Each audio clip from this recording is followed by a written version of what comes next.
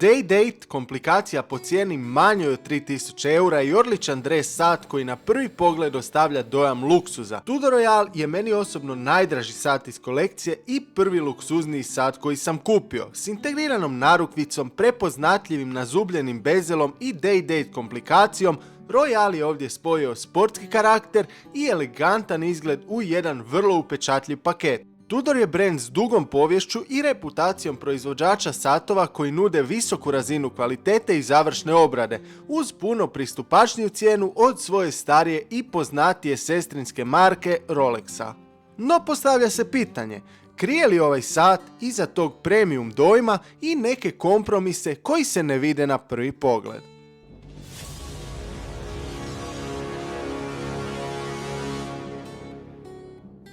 Tudor je s Royal linijom htio ponuditi sat koji daje premium osjećaj i izgled višeg segmenta, ali po znatno pristupačnijoj cijeni od Rolexa.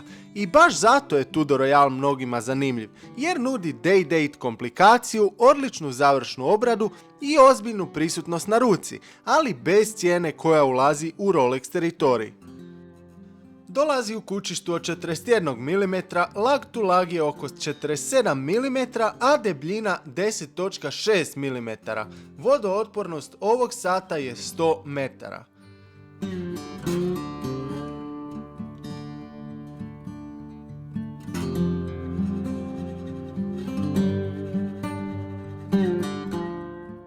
Kućište je od nehrđajućeg čelika, staklo je safirno, a unutra je self-winding Tudor kalibar T603 s rezervom snage od oko 38 sati. To nije in-house mehanizam, ali je pouzdan i precizan te radi jako dobro u svakodnevnom korištenju.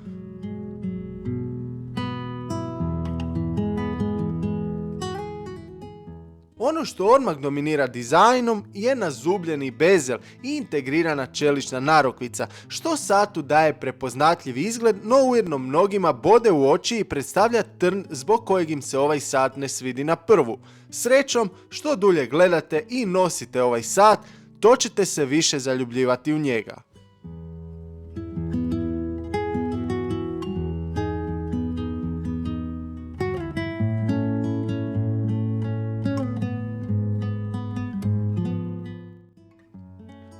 Uživo, Tudor Royal djeluje skuplje nego što jest. Brojčanik izgleda elegantno, Day-Date otvor na 12 sati daje ozbiljan karakter, a kombinacija poliranih i brušenih površina daje premium dojam.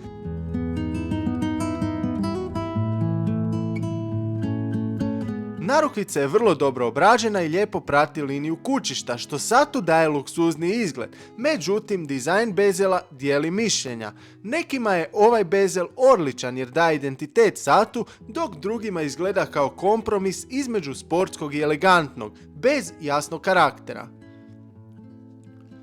Još jedna stvar koja se meni osobno ne sviđa je nedostatak nekog teksta u donjem dijelu cifera. Iako ovaj sat ovako izgleda profinjeno, mislim da bi neki tekst dolje dao bolju simetriju i malo popunio cifer. Navikao sam na većini satova da ima nešto dolje i ovdje mi izgleda podosta prazno i nekad se znam uhvatiti da razmišljam kako mi baš nešto fali dolje. Što se tiče kvalitete izrade, Tudor je ovdje stvarno odradio dobar posao. Kućište je čvrsto, završna obrada je odlična, narukvica djeluje kvalitetno i sat ostavlja premium dojam na ruci. U ovom segmentu Tudor Royal daje osjećaj sata više klase. Na ruci se nosi kompaktno za svojih 41 mm. Sat lijepo sjeda na zapešće, a integrirana narukvica vizualno smanjuje veličinu sata. Međutim, sat ima masu i osjeti se na ruci, a ujedno izgleda i pomalo veće nego što to izgleda na papiru zbog tog 48 mm lag to lag. Što se tiče luminacije ovog sata, vjerujem da vam ovo neće biti pretjerano važna stavka, jer ovdje ipak pričamo o dres satu. Drži sasvim zadovoljavajuće i ovdje možete vidjeti kako izgleda 10 minuta u potpunom mraku. I dalje se može lijepo vidjeti vrijeme. Još jedna mana ovog sata je što narukvica nema micro adjustment i to je nešto što se u praksi itekako osjeti. Kad ti ruka tijekom dana malo natekne, posebno po ljeti, sat može postati neugodno tjesan, a ako ga podesiš malo labavije, onda zna previše šetati po ruci, a baš zbog ove narukvice trebao bi se nositi na dosta usko. Kod sata ove klase to je po meni ozbiljan minus, jer upravo udobnost narukvice igra veliku ulogu u svakodnevnom nošenju. Sat nosim labavije nego što bi inače, upravo zbog toga da me kod nekih većih vrućina ne stegne previše. Najveće prednosti ovog sata su odličan finishing, luksuzan izgled, prepoznatljiv dizajn i odličan osjećaj kvalitete za novac. S druge strane, najveće mane su nedostatak micro adjustmenta i relativno kratka rezerva snage.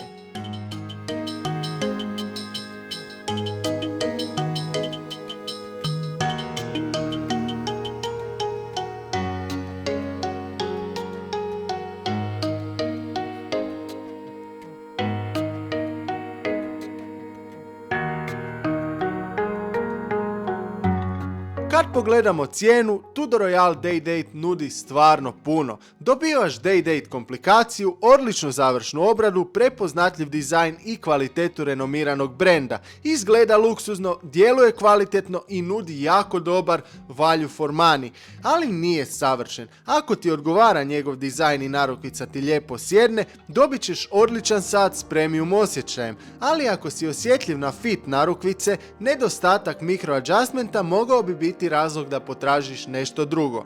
Po meni ovo je najbolji sat iz cjenovnog ranga za dres. Ima unikatan dizajn koji nije kopija, izgleda luksuzno i definitivno će privlačiti poglede.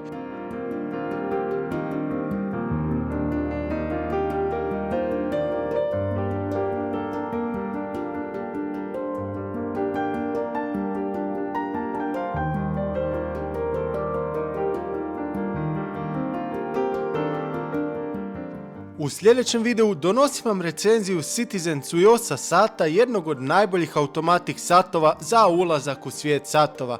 Ujedno djeluje podosta slično kućištem, te se može gledati kao jeftinija varijanta ovog Tudora ili možda Tissota PRX-a. Svakako zanimljiv sat, a u kolekciji imam ovaj s Tiffany ciferom i zelenim, pa će zasigurno biti zanimljiv video u kojem ćemo gledati ova dva modela.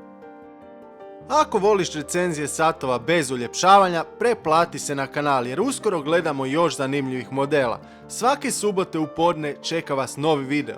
A također, ako već niste, u opisu videa su linkovi za Facebook stranicu, Instagram profil i TikTok, gdje vas čeka još zanimljivog sadržaja kroz tjedan i pozivam vas također da se učlanite u Facebook grupu Hrvatski satovi koja broji više od 6000 članova i gdje aktivno možete diskutirati o satovima. Hvala na gledanju i vidimo se već sljedeće subote.